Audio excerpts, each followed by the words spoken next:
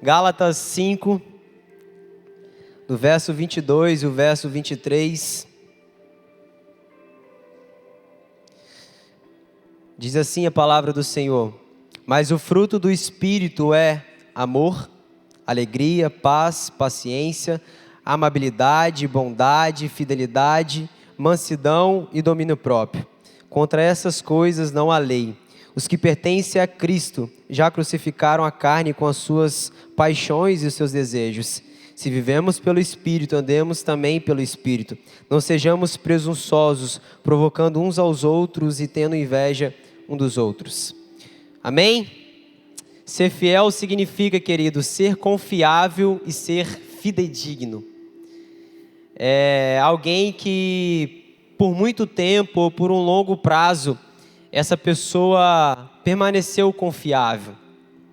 Sabe, querido, na Bíblia existem vários exemplos e nós vamos ver aqui de pessoas que durante toda a sua jornada, durante toda a sua trajetória, elas foram fiéis ao Senhor. E quando você fala de alguém confiável, quando você fala de alguém fidedigno, quer dizer alguém que permaneceu sendo a mesma pessoa, tendo o mesmo caráter durante muito tempo. Eu queria abrir um adendo aqui também, quando se trata de fidelidade, não quer dizer que você nunca vai errar, sabe? Não quer dizer que você vai ser um santarrão, que você nunca vai falhar com o Senhor, ou que você nunca vai de alguma forma magoar o coração do Senhor. Não é isso que ele está dizendo. A própria Bíblia fala de homens que erraram com o Senhor. Eu gosto muito do Davi. Davi errou, falhou, assumiu a sua culpa, assumiu o seu erro, pagou, mas ele não deixou de ser um homem segundo o coração de Deus. O Davi, a raiz de Davi veio mesmo com a aliança que o Senhor tinha. E eu queria que você ficasse claro isso no seu coração. Sabe, nós estamos vivendo num tempo onde as pessoas são muito descartáveis, onde há muita quebra de aliança e as pessoas estão negligenciando ou deixando de lado pessoas porque errou uma vez ou porque falhou uma vez. Quando a Bíblia fala de pessoas que são fiéis, querido, ela está falando de pessoas que por muito tempo, durante toda a sua trajetória, ela permaneceu com caráter íntegro. O que a Bíblia está dizendo é que você precisa olhar um todo. Se essa pessoa tem mais acertos do que falha, se essa pessoa em toda a sua vida, em toda a sua jornada, ela mais acertou do que errou. Porque eu não sei se vocês são assim, mas eu também falho com o Senhor, nós também falhamos. A Bíblia fala que não há um justo sequer. Mas quando a Bíblia fala para nós sermos manso e humilde, é porque Jesus foi manso e humilde de coração. Sabe, queridos, o nosso Pai, nunca vai nos pedir nada que Jesus, como homem, não tenha feito. Se Ele pede para nós amarmos, é porque a Bíblia fala que Deus prova o seu amor para conosco, pelo fato de Cristo ter morrido pelos nossos pecados, quando nós ainda éramos pecadores.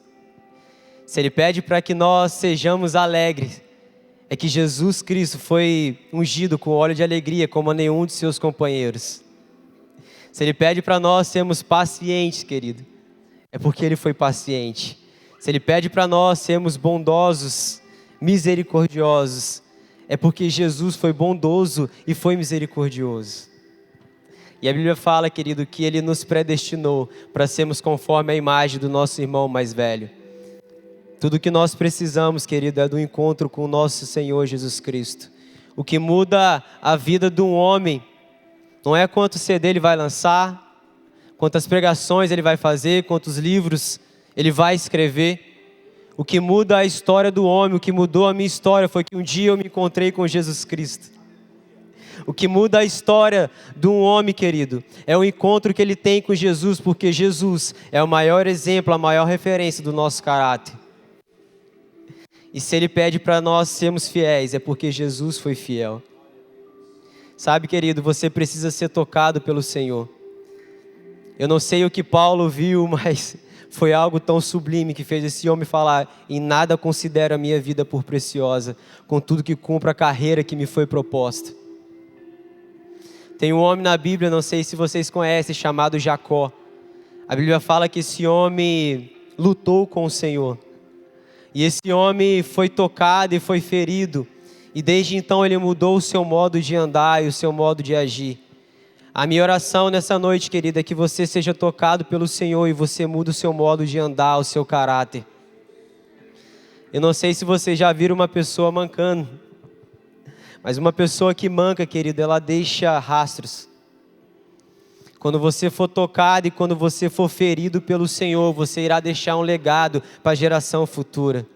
Os seus filhos vão olhar para você e vão ver uma pessoa diferente. As pessoas no seu trabalho vão olhar e ver que você é uma pessoa diferente. Porque um dia você foi tocado pelo Senhor e deixou um legado. Quantos aqui querem ser tocados pelo Senhor? E Jesus foi fiel, querido. E Jesus era a expressão exata do eterno ser do nosso Senhor. Hebreus diz isso. Colossenses diz o seguinte, que nele habita toda a divindade, toda a plenitude do nosso Senhor. Porque se nós vamos falar de fidelidade, querido, não tem ninguém nesse mundo tão fiel quanto nosso Senhor Jesus Cristo. Jesus fala, as coisas que eu tenho falado não são minhas, mas são do meu Pai. Eu só faço aquilo que eu vejo o meu Pai fazer. O que eu quero dizer para você, querido, é que se Jesus foi fiel é porque Ele tinha uma referência também, o nosso Pai. Ele tinha alguém que Ele foi fiel em toda a sua vida. Jesus, Pai, não seja feita a minha vontade, mas seja feita a tua. Pai, eu concluí a obra que você me deu, por favor, devolve aquela glória que eu tinha com você lá no início, antes da fundação do mundo. Ele foi fiel em tudo, querido. Jesus foi fiel em todas as coisas, porque ele tinha um modelo. Abraão foi um homem muito fiel, sim ou não? Quantos aqui conhecem Abraão? Já ouviu falar de Abraão? E realmente Abraão foi uma pessoa muito fiel, querido, a ponto do Senhor pedir o seu filho e ele entregar. Nós não queremos tirar o mérito de Abraão. Mas não pense você que Isaac era uma criança que não sabia o que estava fazendo. Isaac sabia muito bem o que estava acontecendo ali. A Bíblia diz que ele estava subindo, imagina. O menino olha para o pai, tinha um cutelo, tinha lenha, e ele vira para o pai e pergunta, pai, onde está o sacrifício? E ali, querido, Abraão faz uma das promessas mais lindas e que já foi cumprida, porque o nosso Senhor é fiel para cumprir. E ele fala, o cordeiro, querido. E ele proverá o cordeiro. Muito tempo depois, eu não sei quanto tempo, aqui tem alguns estudiosos, eu não vou saber agora. João Batista estava no deserto, no Rio Jordão, batizando. E de repente vem Jesus, a testemunha fiel, a testemunha verdadeira.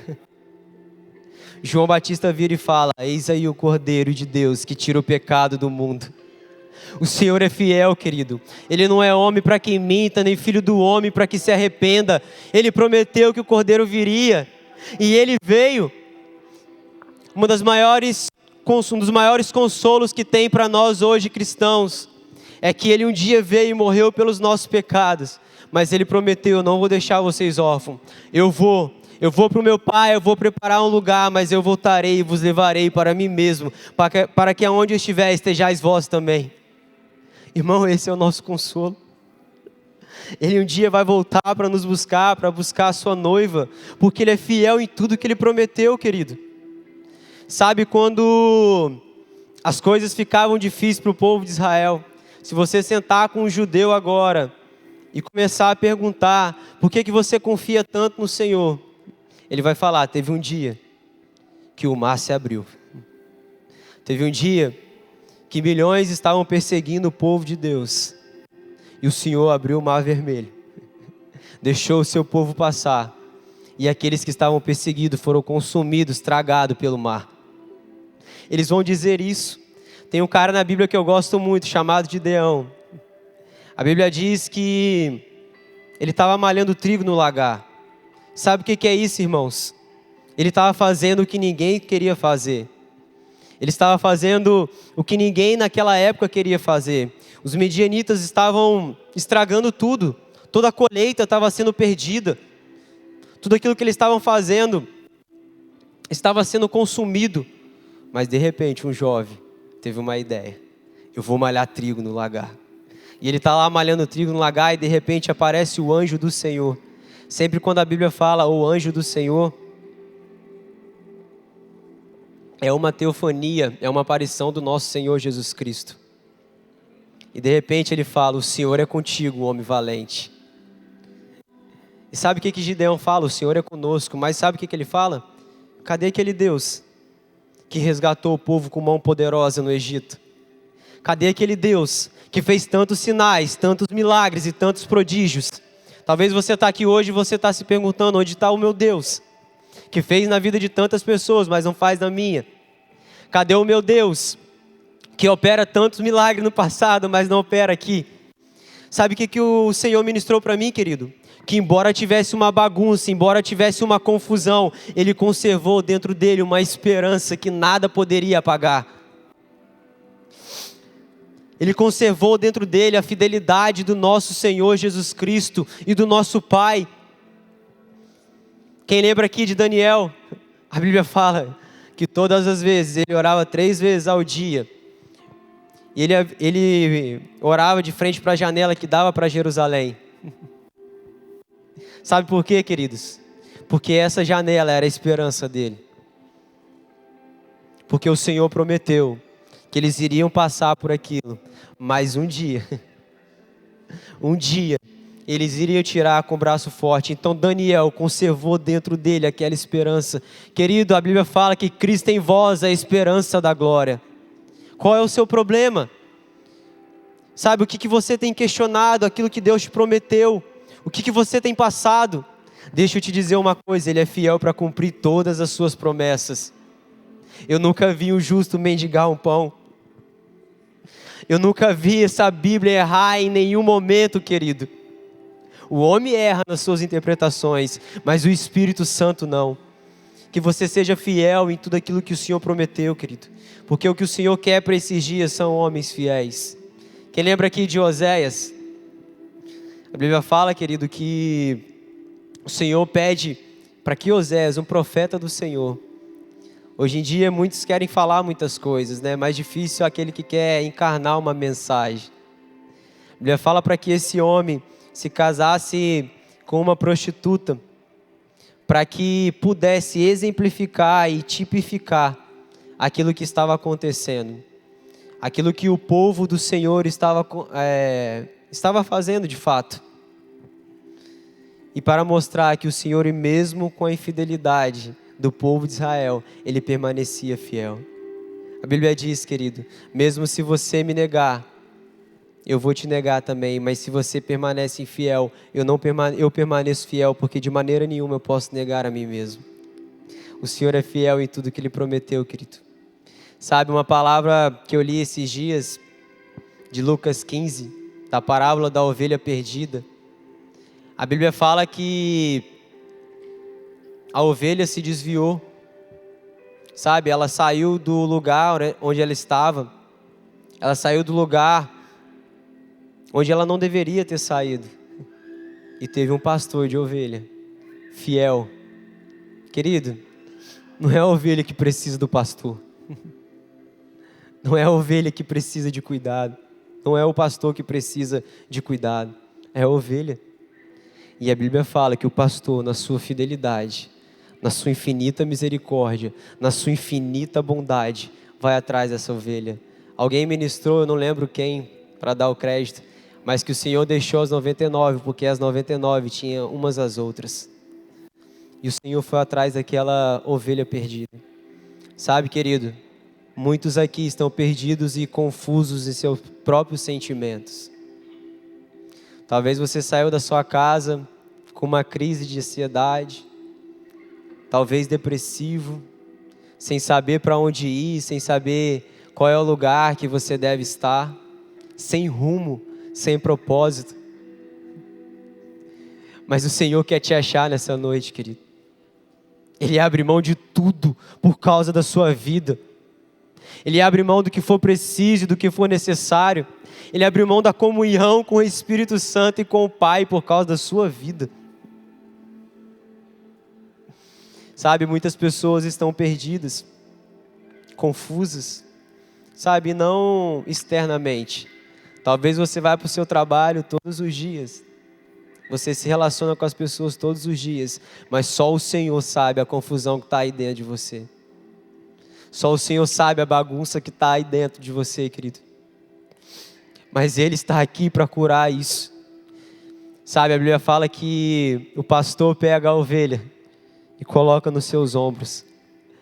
Alguns historiadores, pastor Alex, fala que quando a ovelha é muito teimosa, eles quebram as pernas da ovelha para ela não fugir mais. Olha o Senhor mudando mais uma vez o nosso modo de andar. E Ele coloca no peito, querido. E é neste lugar, quando você começa a ouvir as batidas do coração do pastor, é que a depressão vai embora, é que o medo vai embora, é que a ansiedade vai embora, porque tudo se cala, querido, ao som das batidas do pastor e bispo das nossas almas. Você precisa acreditar nisso, querido. Você precisa acreditar que Jesus é sua única esperança, que não há salvação fora dele, que toda a sua vida está desse jeito, porque você ainda não teve um encontro real com Jesus. Quando eu entendi aquilo que Jesus fez na minha vida, acabou, cara. Eu não tenho um testemunho para contar para vocês. Eu não sou ex-nada. Sempre fui uma pessoa correta. Mas quando eu entendi que eu não merecia a graça de Deus, cara, tudo passou a fazer sentido para mim e eu abandonei aquilo que eu poderia ser. Não pense em vocês, querido, que a gente não tinha nada mais para fazer para seguir Jesus, não. Eu era jovem, ainda sou, né? Eu tinha tanta coisa para fazer. Teve uma vez que eu cheguei para minha mãe, não sei se ela lembra desse dia.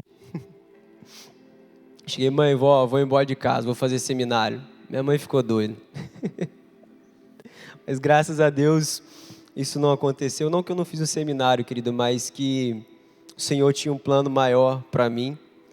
E eu entendi que o Senhor queria para a minha vida aquele dia não era uma faculdade, não falando mal de faculdade fácil, em nome de Jesus. Mas o que o Senhor queria me ensinar era ser família.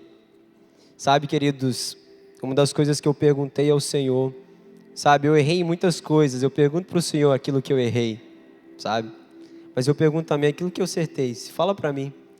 E uma das coisas que Ele ministrou para mim é que você aprendeu a ser família. Você priorizou a família quando as pessoas queriam outras coisas. Quando as pessoas falaram, por que você não faz uma faculdade? Por que você vai casar muito novo? É porque eu entendi que família é o propósito de Deus, querido. Eu entendi e hoje eu desfruto da decisão que eu fiz lá atrás. Hoje eu desfruto. Hoje eu tenho uma família linda. Daqui a pouco vai vir uns filhos em nome de Jesus. E eu vou poder ensinar aos meus filhos aquilo que eu estou aprendendo no Senhor, aquilo que os meus pais também ensinaram. Mas um dia eu decidi ser família, querido. Nós damos uma ordem para toda a confusão que pata e retirada que está na sua vida, cara. Sua família não é para ser um ambiente de confusão, de desordem. Não é. Que a luz que está dentro de você, que habita dentro de você, possa brilhar dentro do seu lar, dentro da sua casa. E a Lucas 15 continua sobre a dracma perdida. E depois conta uma história que eu gosto muito, que é do filho pródigo. A Bíblia diz que esse menino pediu herança para o seu pai, o mais novo. A gente, quando é novo, faz muita besteira, né, gente? A gente dá umas mancadas às vezes, né? E naquela época era uma desonra muito grande, querido. Pedir a herança para o pai, porque a herança só era dada quando o pai morria. O que ele estava dizendo para o pai era, eu prefiro o dinheiro e a herança do que você. Eu prefiro que você morra, na verdade, ele estava dizendo isso. E o pai então reparte. Naquela época era 1/3, era para o mais novo e 2/3 para o primogênito. E esse menino vai viver a sua vida dissoluta. A Bíblia fala que ele gastou com meretrizes. Cara, e quantas pessoas não estão aqui hoje que abandonaram o nosso pai? Quantas pessoas que estão aqui hoje que se desviaram do caminho do Senhor? Cuspiram na cara do nosso Senhor Jesus Cristo. ultrajaram o Espírito da graça. Quantas pessoas, querido, que trocaram a casa do Pai, o lugar onde os empregados comiam melhor do que ele, por pouca coisa, por coisas passageiras, terrenas. Bota a mão na consciência, bota a mão no seu coração, pesa um pouco as minhas palavras para você. Como está a sua vida, cara? O que você tem feito com a bondade, a misericórdia, a graça do Senhor que Ele derramou sobre a sua vida? O Senhor está te buscando, querido, nessa noite. E a Bíblia diz que esse menino caindo em si, ele resolve voltar para a casa do seu pai. Ele fala: olha, os empregados do meu pai, eles comem muito melhor do que eu estou comendo. Pensa, querido, para um judeu naquela época, lidar com porcos era uma situação muito ruim. Agora imagina não só cuidar deles, mas ter vontade de comer a comida que os porcos estavam comendo. Ele caiu em si e falou: eu vou voltar para a casa do meu pai, porque lá os empregados, eles comem muito melhor do que eu estou comendo aqui. Eles têm fartura. E de repente, alguns historiadores falam que o pai ficava todo dia na varanda esperando. O pai está todo dia te esperando no lugar que você se encontrava com ele, querido. É como Adão pecou e o pai foi lá no Éden atrás dele. O pai está te esperando. E a Bíblia diz que o pai correu. Quando avistou ele de longe, correu, abraçou ele, o beijou. E o que ele fez, querido? Começou a jogar na cara dele aquilo que ele tinha feito? Não. Colocou uma sandália nos pés, e uma roupa nova, e um anel do dedo. Você não é escravo, porque Gálatas diz: se o herdeiro for escravo, se o herdeiro for menino, em nada difere do escravo. Colocou um anel do dedo que representava a autoridade. O Senhor quer recuperar a autoridade que você perdeu, querido, dentro do seu lar, dentro da sua casa, no seu trabalho, no seu serviço, porque você é filho. E a criação espera pela manifestação dos filhos de Deus. Ela geme, ela aguarda ansiosamente pela manifestação dos filhos de Deus. Mas a todos quanto receberam, eu lhe dei direito e poder para serem chamados filhos de Deus, a saber, os que creem em meu nome. Sabe, querido, não há dúvidas no meu coração que as pessoas que o Senhor vai usar nesses dias, nós já falamos um pouco da fidelidade do nosso Senhor, né? Mas agora vamos falar de homens que foram fiéis. Não há dúvidas do que o Senhor é fiel, mas há uma certeza no meu coração de que as pessoas que o Senhor vai usar nesses dias, ou Ele usou em todo o tempo, são pessoas que são fiéis. Pensa comigo, querido, o mundo estava uma bagunça, a ponto do Senhor olhar para a terra e falar: eu me arrependo de ter criado um homem. A Bíblia diz que a geração de Noé era uma geração continuamente má. Do Senhor olhar e falou: eu me arrependo de ter criado um homem. Mas de repente, o Senhor olha para alguém e falou: opa, eu tenho uma esperança. Eu achei Noé, um homem justo, íntegro e que anda com Deus. Querido, Noé era uma semente que o Senhor queria preservar após o dilúvio. Noé era uma semente que o Senhor queria multiplicar após o dilúvio. Noé era o caráter ideal que o Senhor queria manifestar naqueles dias. E só pode manifestar o caráter de Deus quem anda com Ele, querido. Noé era um homem justo, íntegro. Em outras palavras, ele estava dizendo: Noé é um homem fiel. Noé tem o meu caráter. E só tem o caráter de Cristo quem se relaciona com Ele. Não dá, querido, para manifestar o caráter de Cristo lendo apenas 10 minutos da sua Bíblia, gastando 5 minutos de oração no seu dia. Você não vai se tornar parecido com Ele, querido. Você precisa gastar mais tempo com o nosso Senhor Jesus Cristo. Você precisa se relacionar, porque a Bíblia diz que nos últimos dias serão como os dias de Noé. Comiam e bebiam. Sabe o que significa comer e beber, querido? Um estilo de vida centralizado no seu próprio prazer. Cara, se tiver um pedaço de bolo, esse pedaço de bolo é para sua esposa. Se tiver apenas uma coberta, essa coberta é para sua esposa. Se tiver apenas roupa para comprar, essa roupa vai ser comprada para sua esposa. Vai comprar roupa na Shein não, hein, amor? Se tiver apenas, querido, uma situação, sabe, algo que você tenha que fazer, você tem que priorizar a sua esposa e o seu marido, seus filhos. Essa conversa de que eu mereço ser feliz, ela não é bíblica. Ela não pertence do Senhor, porque eu e eu.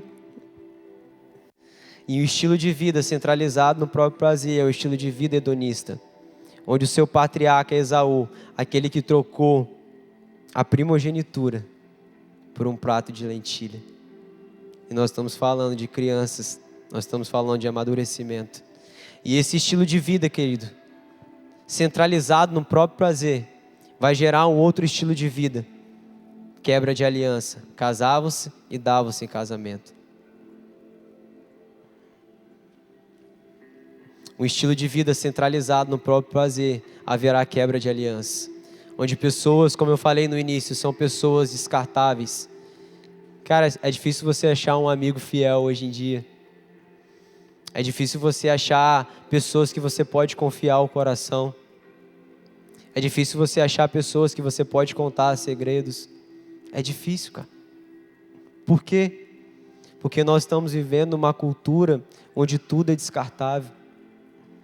Onde a gente não tem mais troca de olhares, onde tudo é pelo WhatsApp. Minha esposa não gosta nem de conversar com as pessoas no telefone. Mas a gente se tornou assim, cara. A gente prefere ligar para a pessoa, mandar uma mensagem, do que sentar e conversar com ela, olhando no olho dela. E o estilo de vida centralizado no próprio prazer vai gerar uma quebra de aliança. E uma quebra de aliança vai gerar orfandade. É uma foto 3x4 do Brasil, querido.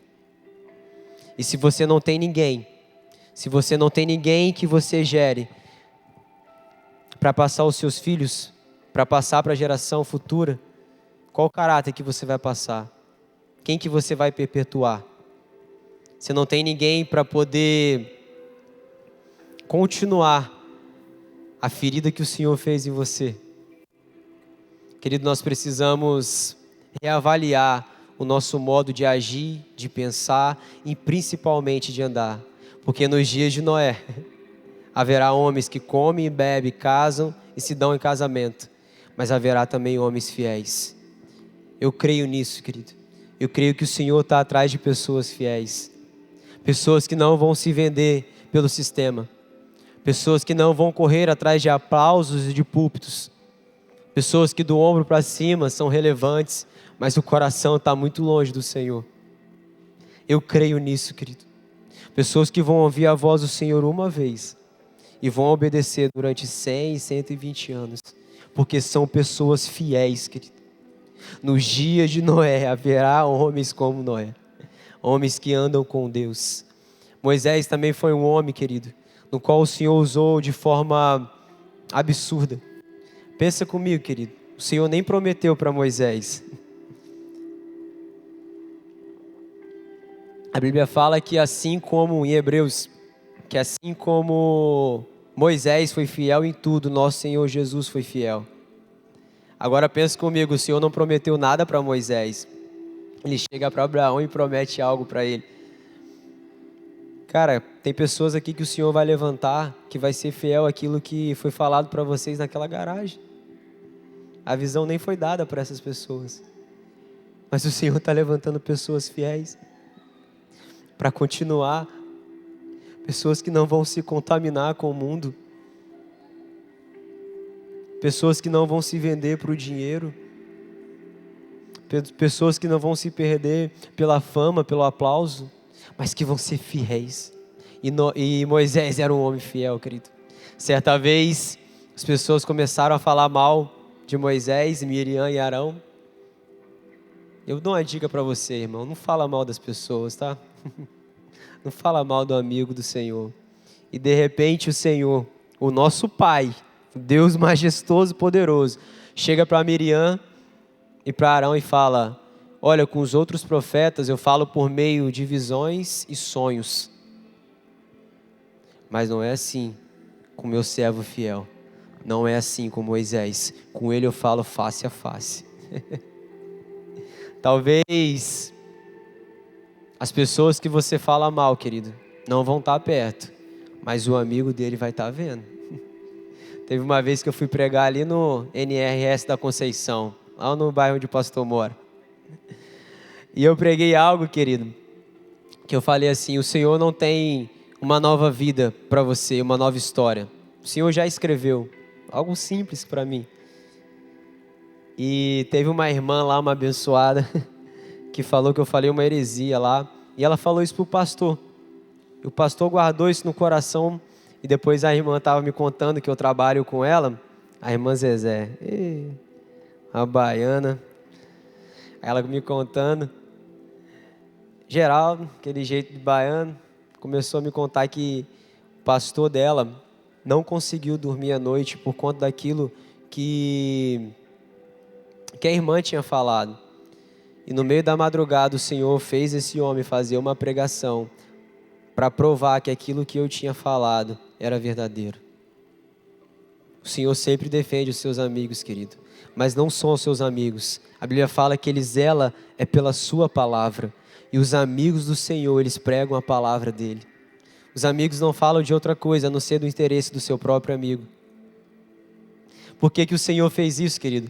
E na terça-feira ele abriu a Bíblia e falou: olha, o irmão Geraldo esteve aqui. Ele falou isso, ele falou aquilo. E ele não falou nenhuma heresia, porque a palavra do Senhor diz assim, assim e assim.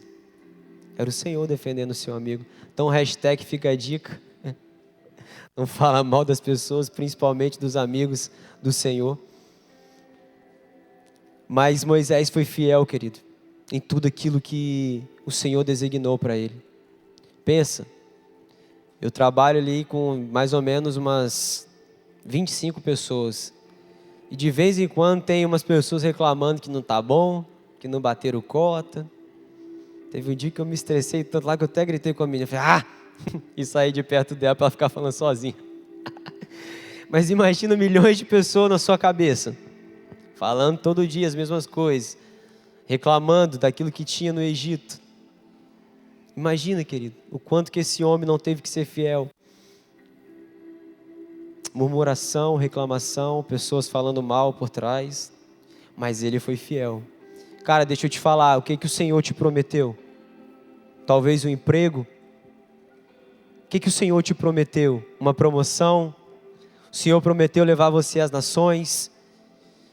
Eu não sei o que Ele prometeu para você, mas se você permanecer fiel, Ele é fiel para cumprir. Isso não é barganha, querido. A Bíblia que eu leio diz: se você for fiel no pouco, sobre muito eu vou te colocar. Tudo que o Senhor quer é provar o seu coração e ver se você vai ser achado fiel diante dEle. Cara, creia na promessa, creia naquilo que o Senhor prometeu para você, porque Ele é fiel. Um dos versículos que mais fala comigo, querido, é esse versículo: foste fiel no pouco, e sobre muito eu vou te colocar. Uma hora ou outra, querido, você vai estar malhando trigo no lagar, e o Senhor vai aparecer: homem valente, o Senhor é contigo. Vai nessa tua força. Apocalipse disse: eu sei que você tem pouca força, mas sobretudo guardastes a palavra do Senhor. Eis que eu tenho a chave de Davi, que eu abro portas que ninguém pode fechar, e que eu fecho que ninguém pode abrir. Eu sei que tem pouca força, mas sobretudo guardastes a palavra do Senhor. Uma hora ou outra o Senhor vai aparecer e vai falar isso para nós, querido. Sabe quem tinha a chave de Davi?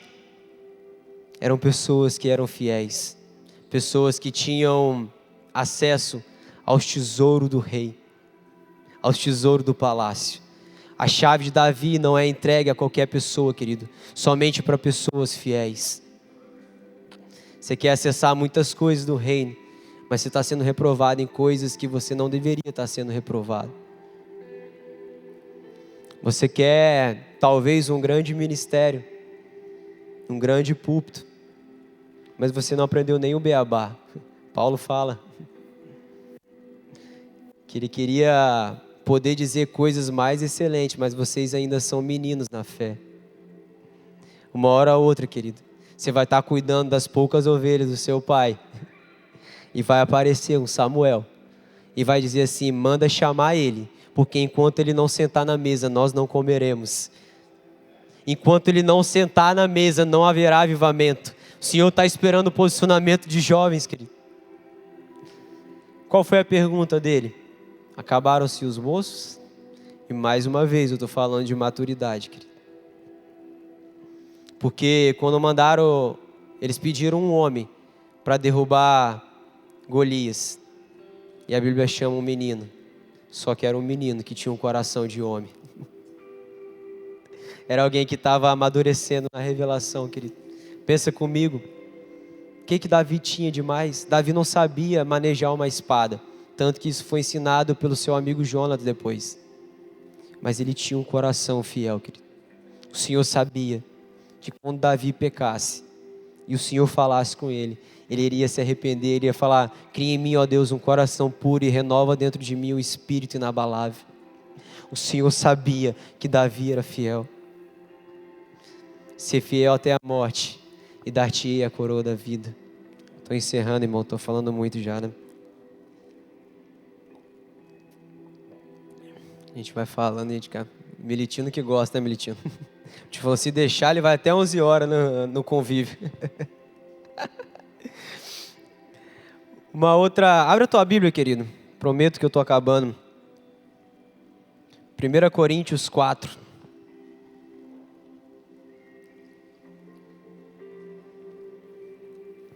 Vocês estão entendendo, irmãos? Amém.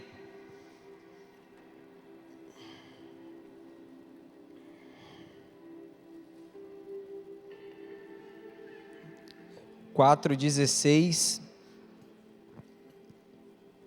ao 17. Sendo assim, suplico-vos que sejam meus...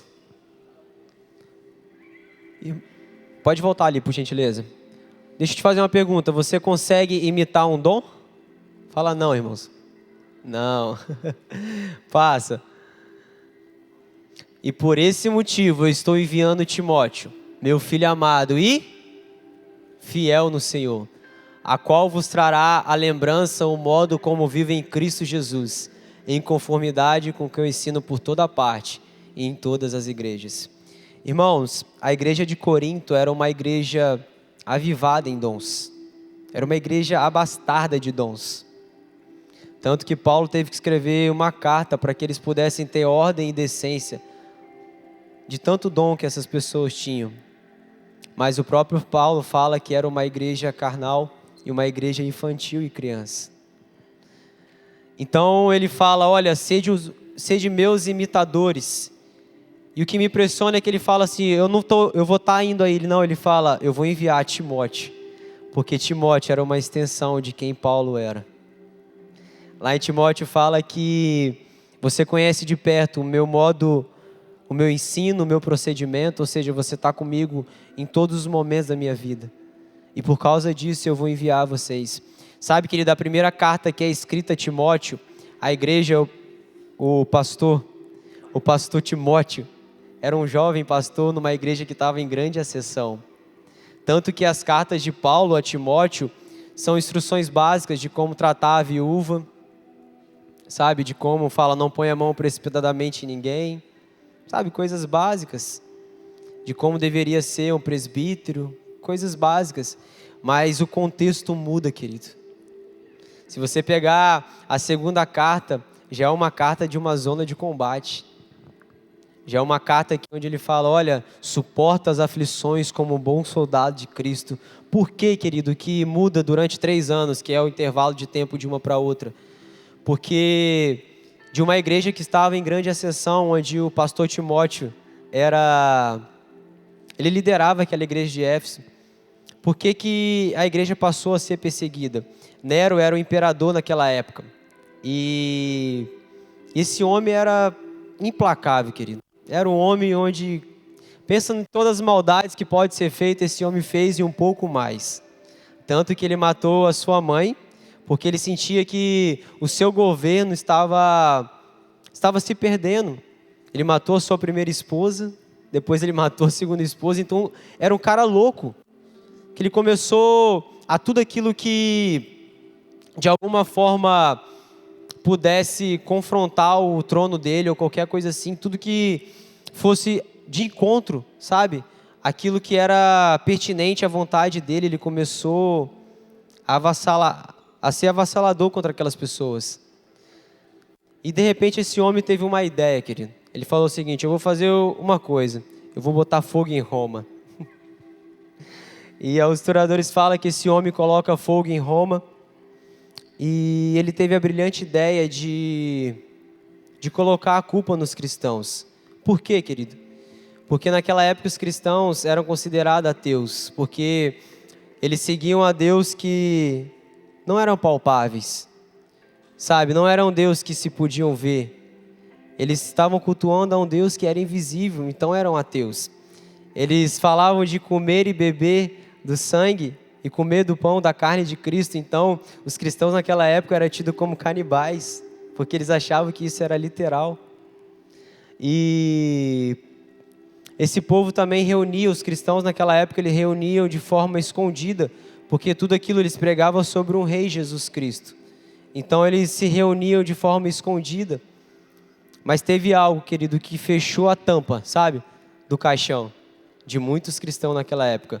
O povo de Deus pregava sobre uma ira vindoura e sobre um fogo que viria sobre aqueles que não reconhecessem o Senhor Jesus Cristo. Então não foi difícil para Nero culpar os cristãos. E foi aí que Paulo escreve as cartas a Timóteo, a segunda carta de Timóteo. E Paulo começa dizendo: olha, se você negar o Senhor, Ele negará você. É nesse contexto, querido. Mas é nesse contexto que ele fala: se você for infiel, o Senhor permanece fiel, porque de modo algum Ele vai negar a si mesmo. É nesse contexto, querido, que Paulo escreve: olha, Demas me abandonou, amando o presente século. É nesse contexto que ele fala: todos me abandonaram, mas o Senhor esteve comigo em sua fidelidade. Sabe o que ele estava dizendo para Timóteo? Permaneça fiel. Permaneça fiel naquilo que eu coloquei para você. Cara, quais são as circunstâncias que você tem passado? Quais são as pressões que você tem passado? Deixa eu te dizer uma coisa, querido. O Senhor é fiel em tudo aquilo que Ele prometeu. E Deus pega esse menino, que agora permanece fiel, numa igreja que era bastarda em dons, para mostrar que acima de tudo o caráter era mais importante. Queridos, eu não quero falar mal dos dons, não. Nós somos uma igreja com muitos dons.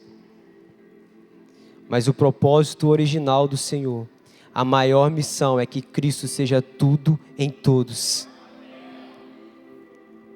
E isso só é através de um caráter.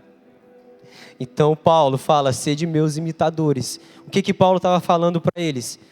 Ame, sejam alegres, sejam bondosos, sejam misericordiosos, sejam fiéis. E por causa disso, eu vou mandar Timóteo para vocês aprender o que é ser fiel. E Timóteo vai para aquela igreja, querido. A igreja de Corinto, Paulo fala que era uma igreja que era menino na fé. E Gálatas diz: se o herdeiro for menino, em nada difere do escravo. Mas está o tempo de tutores e cuidadores, até o tempo determinado pelo Pai. E o Senhor, e Paulo começa a escrever as cartas, 1 Coríntios 13, ele começa dizendo o quê? Ainda que eu falasse a língua dos anjos, ainda que eu tivesse o dom de profecia, ainda que eu fosse isso, ainda que eu fosse aquilo, se eu não tivesse amor, eu nada seria. E o amor, querido, como a pastora Elane ministrou, é a base de todos os frutos do Espírito.